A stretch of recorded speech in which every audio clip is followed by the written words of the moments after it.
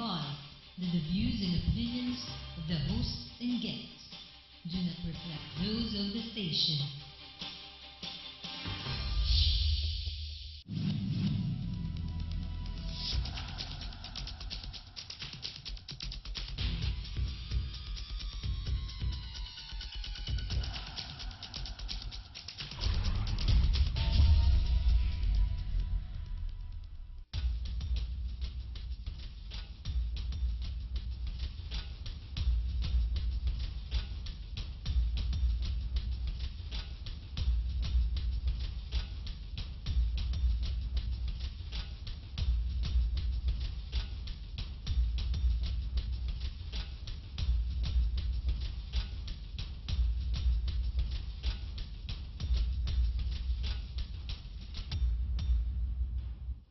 Magandang gabi po mga kasambahay. Muli pong sumasayo ang kaibigan si Kit Tatad. Mayroon po tayong munting paliwanag tungkol sa ating programa. Alam po natin nakaraan isang taon na mahigit. No? Ang pamagat po natin ang programa ay Tatad Bautista, Punto de Vista. Kasama po natin si JB Bautista, pero ngayon po ay kandidato siya, kaya hindi po maaaring magprograma sa telebisyon. Kaya bumabalik po tayo sa dating pangalan po ng ating programa, Una sa Lahat. Yan po ay sa kauna-unahan, yan po ang pamagat ng ating programa. Pinalitan po natin ang Tatad Bautista nung dumating po si kaibigang JB Bautista. Ngayong gabi po, magpapatuloy tayo sa ating pag-uusap tungkol po sa Saba. Dahil po sa naganap na programa noong nakaraan linggo, marami pong mga kababayan ang humiling na kung maaari raw ay imbitahing muli yung ating naging bisita noong isang linggo sapagkat marami daw silang natutunan. Kaya ikinagagala ko pong ibalita sa inyo na kasama natin ngayong gabi ang dating kalihim ng tanggulan ng Pilipinas at National Security Advisor, si dating Secretary Bert Gonzales. Bert, magandang gabi sa iyo at salamat sa iyong pagpapaunlak. At kasama rin po natin ang dati nating kaibigan na katulong dito sa programa, si Ariel Rayala, ng Director po ng Catholic Media Network. Magandang gabi po. Buhat po nung tayo'y nagkahiwalay. Marami pong nangyari sa Saba. Patuloy po ang labanan. Alinsunod po sa balita,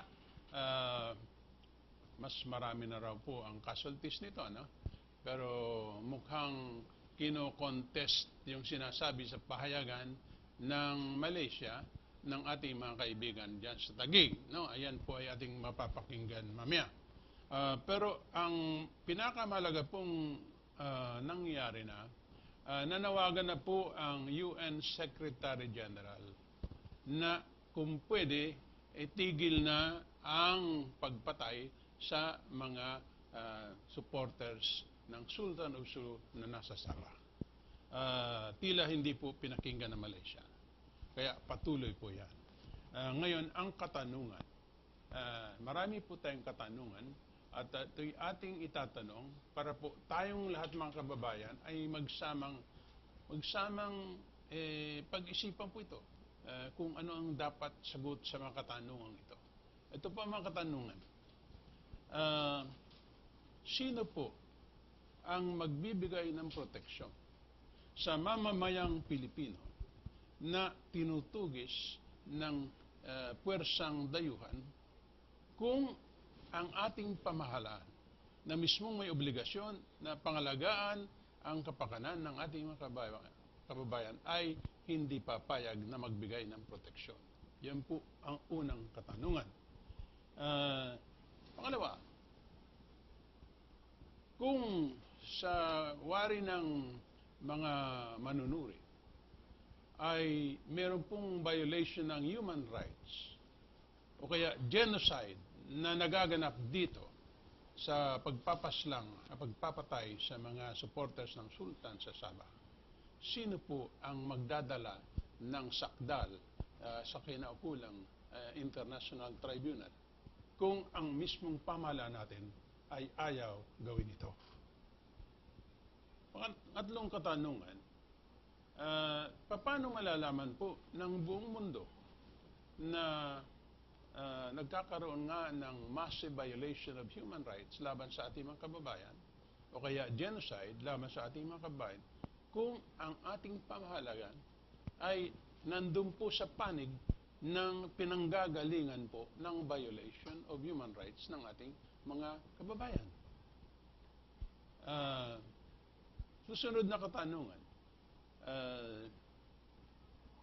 By denying our countrymen the protection that they deserve by law and by right, has not the government reduced them to the status of stateless persons and exposed them to the worst possible abuses of their basic dignity na wala na pong matatakbuhan? At ang huling katanungan, sa paghuhugas po ng kamay ng ating Pangulo sa kanyang tungkulin na pangalagaan ng ating mga kababayan na nasa Sabah, hindi ba niya tinatalikdan ang kanyang sinumpaang tungkulin bilang Pangulo ng Pilipinas? O hindi ba niya dinideklara na meron ng vacancy sa Office of the President para yung sede vacante sa Roma dahil nawala po ang Santo Papa? Hindi pa ba ganun ang nangyayari ngayon sa ating bayan? Ito po ating pag-uusapan. Pag-uusapan po namin ni Secretary Gonzales. Pero kayo po mga kababayan, magmuni-muni po kayo. Huwag kayo makinig sa sinasabi namin dito. Pag-isipan po nyo yung mga isyong yan para po maging malinaw sa ating lahat kung ano ang nangyayari dito sa Republika ng Pilipinas. Secretary Gonzales, your take. Well, alam mo, pinag-iisipan ko ngang mabuti kung bakit ganoon ang reaksyon ng ating pamahalaan sa nangyayari ngayon sa Sabah, lalo ng ating Pangulo. At baka naman ako may mahalagang reason kung bakit niya ginagawa. Ang nadidinig kong reason niya ay yung kapakanan ng ating 800,000 refugees sa Sabah. Ibig sabihin niya, kasi dalawa yung namumuo sa isip ko dyan eh. Una, hindi ko alam kung ang turing ng ating pamahalaan sa mga tausog ay Pilipino nga o hindi.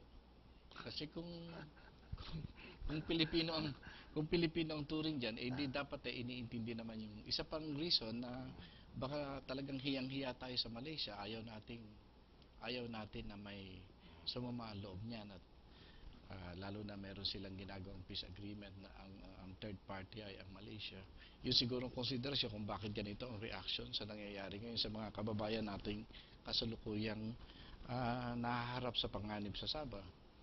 Pero alam mo, kung ang turing ay talagang Pilipino at iniisip natin ang kapakanan ng OFW, ang naaalala ko yung kung natatandaan mo yung nangyari kay Angelo de la Cruz.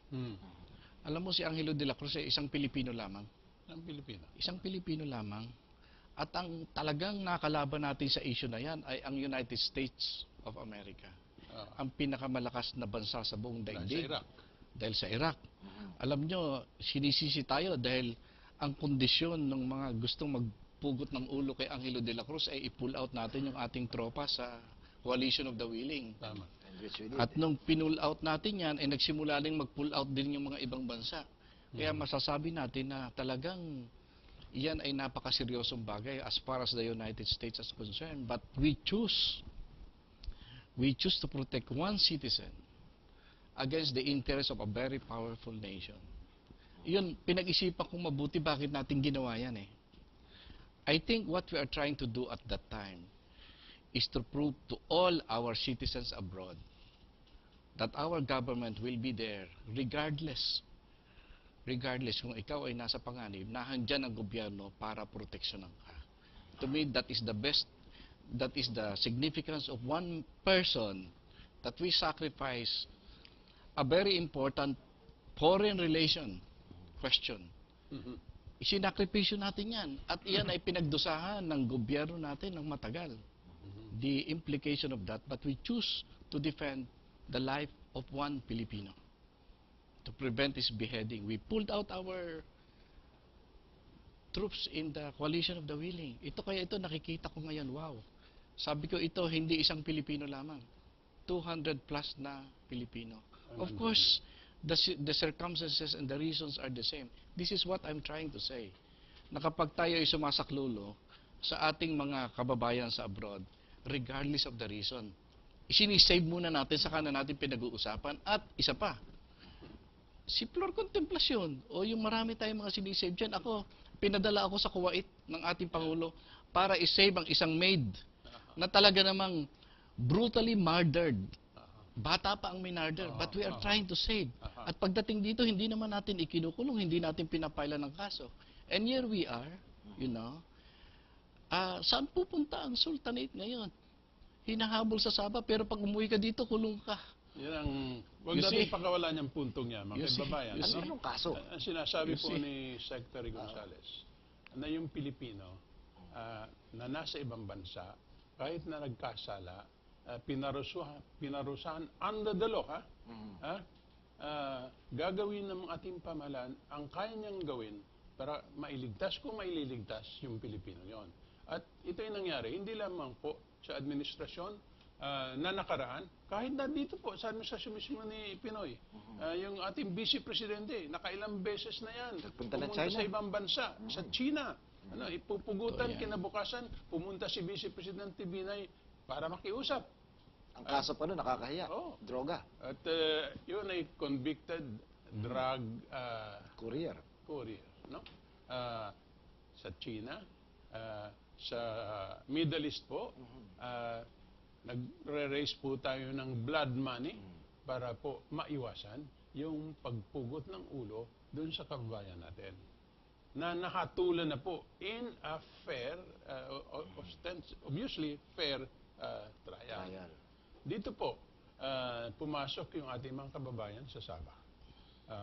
In the belief na they're asserting their rights to the territory. Palagay natin na yan ay labag sa batas ng Malaysia. Dapat may due process, no? Oo.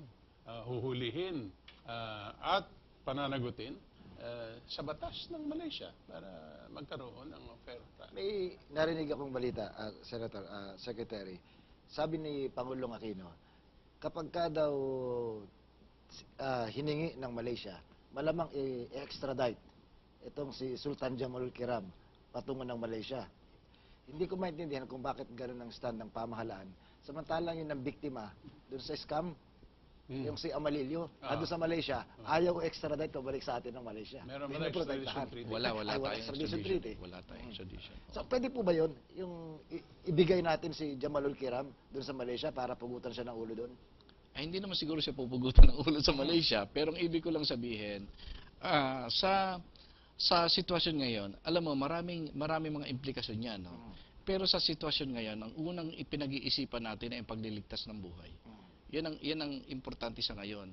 For example, hindi ko maintindihan na gagamit ka ng 8 fighter jets against 200 force na hindi naman kompleto na armado.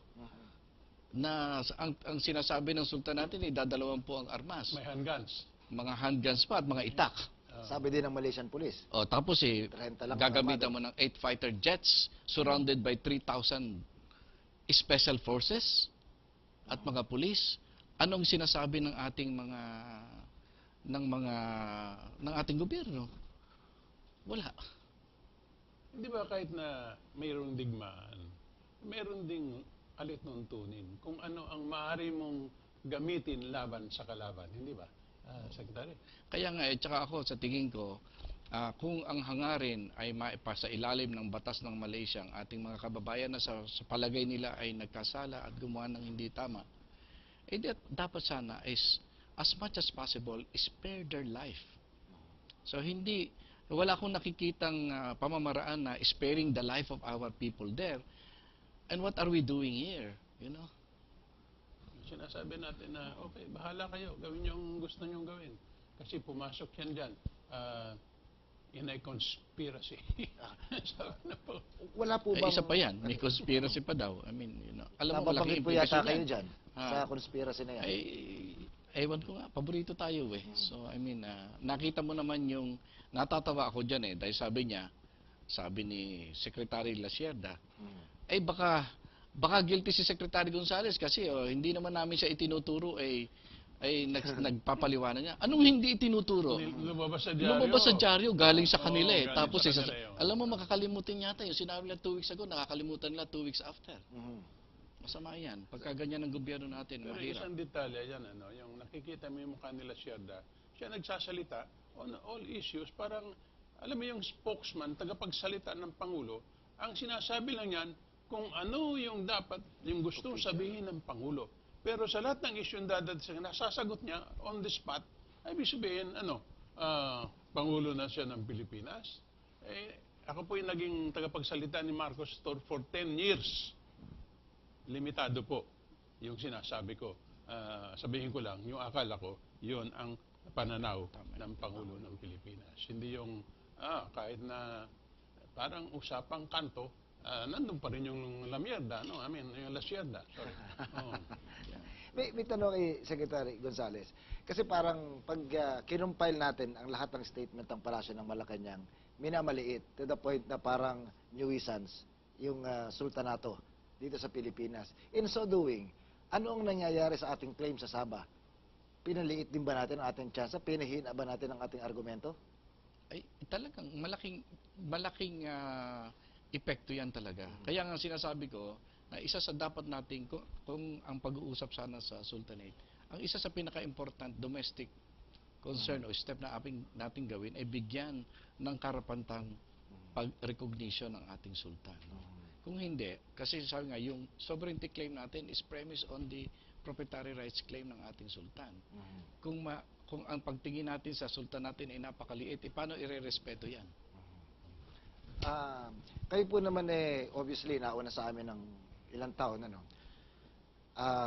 sa history nakalagay may senador na nagsalita bago mabuo yung Federation of Malaya. If I remember it right, yung nabasa ko, Lorenzo Sumulong.